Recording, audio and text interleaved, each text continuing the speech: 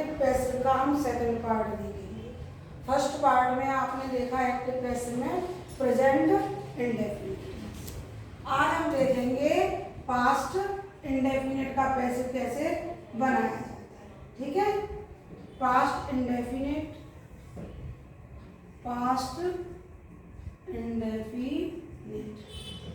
ठीक है ना। ये है एक्टिव वॉइस और ये है पैसिव वॉइस। तो बच्चों एक्टिव में पास्ट इंडेफिनिट में क्या आता है, वर्ब की सेकंड फॉर्म, यानी क्रिया की सेकंड फॉर्म आती है किसमें, एक्टिव में। अब जब भी हम इसका पैसिव बनाएंगे तो क्या लगेगी, वॉज वर प्लस क्रिया की थर्ड फॉर्म। जैसा कि मैंने आपको बताया था पैसिव वॉइस में क्या लगती है, क्रिया की थर्ड फॉर्म। ठीक है, for example I wrote an application. ठीक, तो 4 फॉर्मूला आपने याद कर रखे होंगे, और नहीं याद किए तो आप मेरा पहला वीडियो देख लेना। ठीक है, उसमें मैंने 4 फॉर्मूला बताए हैं, कौन कौन से कैसे कैसे आपको अप्लाई करने। तो पहला फॉर्मूला है कर्म को कर्ता बनाओ। ठीक, तो हमने कर्म का कर्ता बना दिया एन एप्लीकेशन। ठीक है ना। सेकंड फॉर्मूला था पैसिव की क्रिया का रूप रखो। ये क्या है, सेकंड फॉर्म, और सेकंड फॉर्म होती है तो पैसिव वॉइस में क्या करते हैं, बाज वर्ब प्लस क्रिया की थर्ड फॉर्म। तो एन एप्लीकेशन के साथ क्या लगा लेंगे, वॉज। ठीक है, और रोड की थर्ड फॉर्म क्या है, रेडी। तीसरा शेष शब्द इसमें है नहीं, शेष शब्द नहीं है ना, शेष शब्द नहीं है तो हम लेंगे नहीं। और चौथा फॉर्मूला है कर्ता को कर्म बनाकर बाई से जोड़ दो। कर्ता है हमारा आई, आई का क्या हो जाएगा, मी, और बाई से इसको जोड़ दो तो बाई मी। दोबारा देखें, कर्म को कर्ता बनाया एन एप्लीकेशन सेकंड फॉर्म में, इसलिए हमने ली वॉज और इसके साथ ली थर्ड फॉर्म। तीसरा नियम शेष शब्द है नहीं इसमें तो लगेगा नहीं। चौथा है कर्ता को कर्म बनाकर बाई से जोड़ दो तो बाई। आई होप स्टूडेंट्स ये आपको समझ में आ गया। ठीक है ना। अब देखते हैं हम future indefinite. Future indefinite, future indefinite में एक्टिव वॉइस में क्या आता है, विल शैल प्लस क्रिया की फर्स्ट फॉर्म। क्या आता है, विल शैल प्लस क्रिया की फर्स्ट फॉर्म। ठीक है ना।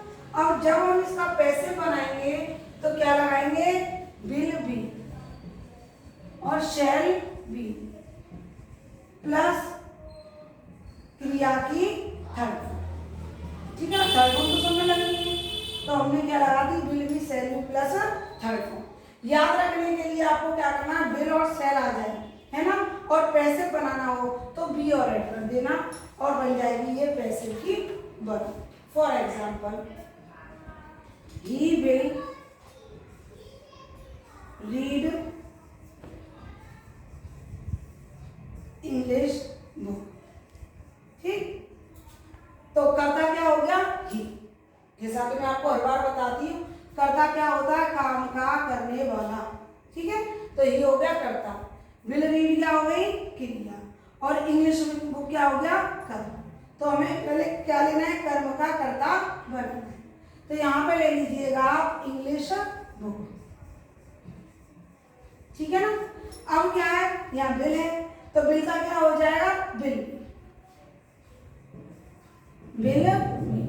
अब शेष शब्द इसमें है नहीं, है ना, तो कर्ता को कर्म बनाकर हम किससे जोड़ देंगे, बाई से। ठीक, तो इंग्लिश बुक विल बी, फिर क्या हो जाएगा, रीड की थर्ड फॉर्म क्या होती है, रीड ही लिखते हैं, लेकिन इसका प्रोनाउंसिएशन, इसका जो उच्चारण होता है वो होता है रेड। लिखा तो नहीं जाता RED, लेकिन उच्चारण होता है इसका रेड। ठीक, तो English book will be red, फिर बाई हिम, ही का क्या हो जाएगा, हिम। ठीक, अच्छा एक और बात समझिए बच्चों, जैसे आई और बी आ जाए तो इसके साथ क्या लगाते हैं, शेल। आई और बी आ जाएगा तो क्या लगाएंगे, शेल। जैसे we shall learn a lesson, we shall learn a lesson. ठीक है, चलो से शब्द का बता दे रही हूँ आपको एक, क्योंकि से शब्द का कोई आया नहीं है। We shall learn a lesson tomorrow. तो देखते हैं बी क्या हो गया, करता। बी क्या हो गया, करता। और शैल लर्न क्या हो गई, क्रिया। और क्रिया किसकी है, ये फ्यूचर इंडेफिनिट। फ्यूचर इंडेफिनिट में क्या होता है, विल सेल प्लस क्रिया की फर्स्ट फॉर्म। तो ये आ गया शैल लर्न। और ए लेसन क्या हो गया, कर। ठीक, और टुमारो क्या हो गया, शेष शब्द। क्योंकि जितने एग्जाम्पल दिए थे उनमें किसी में शेष शब्द नहीं आया था, इसमें मैंने एग्जाम्पल लिया है जिसमें शेष शब्द है। ठीक, तो चलते हैं अकॉर्डिंग टू रूल। कर्म को कर्ता बनाओ। कर्म क्या होगा, ए लेसन। तो यहाँ लो ए लेसन। अब देखिए बी के साथ क्या था, शैल, क्योंकि कर्ता हमारा क्या था, बी। और आई और बी के साथ मैंने क्या बताया था, शैल लगाती। लेकिन यहाँ कर्म का कर्ता क्या हो गया, ए लेसन। तो ए लेसन के साथ क्या आएगा, विल आएगा, शैल नहीं आएगा। क्यों, क्योंकि शैल तो हमारा बी के अनुसार था। अब हमने नया कर्म का कर्ता ले लिया। कर्म का कर्ता क्या बन गया, ए लेसन। ए लेसन के साथ क्या आएगा, विल बी, विल बी। अब लर्न की फॉर्म क्या हो गई, लर्न, LEARNT। अब शेष शब्द क्या हो गया, टुमारो, टुमारो। ठीक, अब हमें करना क्या है, बी हमारा कर्ता, बी क्या है, कर्ता। किससे जोड़ना है, बाई से। तो बाई और बी का क्या हो जाएगा, अस। समझ आया। तो ए lesson will be learned tomorrow by us. Okay students, हमने पास्ट इंडेफिनिट और फ्यूचर इंडेफिनिट दोनों का रूल तो पढ़ लिया, समझ लिया। अब देखिए प्रैक्टिस करेंगे। ठीक, तो किड्स कर्ता हो गया, कंपोस्ट क्रिया हो गई, और ब्यूटीफुल पोएम्स हो गया कर्म। तो क्या लेंगे, ब्यूटीफुल पोएम्स, ब्यूटीफुल पोएम्स। ठीक, अब ये सेकंड फॉर्म है, तो क्या लेंगे, वॉज। ठीक, और कंपोज ये सेकंड फॉर्म भी है और थर्ड फॉर्म भी है। कंपोज सेकंड फॉर्म भी है और थर्ड फॉर्म भी है। तो हमने क्या ले लिया, beautiful poem was composed by Keats. कोई नाम जब होता है तो एज इट इज उसको लिख देते। किड्स से इंग्लिश के पोएट रहे हैं, है ना, तो उन्होंने क्या लिखा, सुंदर पोएम लिखी। तो ब्यूटीफुल पोएम्स यहाँ वर आई, क्योंकि पोएम्स था ना, पोएम नहीं है। Beautiful poems were composed by Keats. ठीक, क्योंकि हमारा जो ऑब्जेक्ट है वो क्या बन गया, सब्जेक्ट बन गया। और सब्जेक्ट ही क्या हो गया, प्लूरल। और प्लूरल के साथ क्या लेंगे, वर। ठीक, अब देखते हैं सेकंड। द मैच क्या है, ऑब्जेक्ट। इसको उठा के क्या बना देते हैं हम, सब्जेक्ट। यानी कर्म को हमने क्या बना दिया, कर्ता। ऑब्जेक्ट का मतलब कर्म और सब्जेक्ट का मतलब कर्ता। ठीक है, तो ऑब्जेक्ट का हमने बना दिया सब्जेक्ट, कर्म का कर्ता, द मैच। ठीक, अब क्या लेंगे मैच के अकॉर्डिंग, क्रिया क्या आएगी, वॉज। और वॉन सेकंड फॉर्म भी है और थर्ड फॉर्म भी है। तो हम क्या लगा देंगे, वॉन बाई आवर क्लास।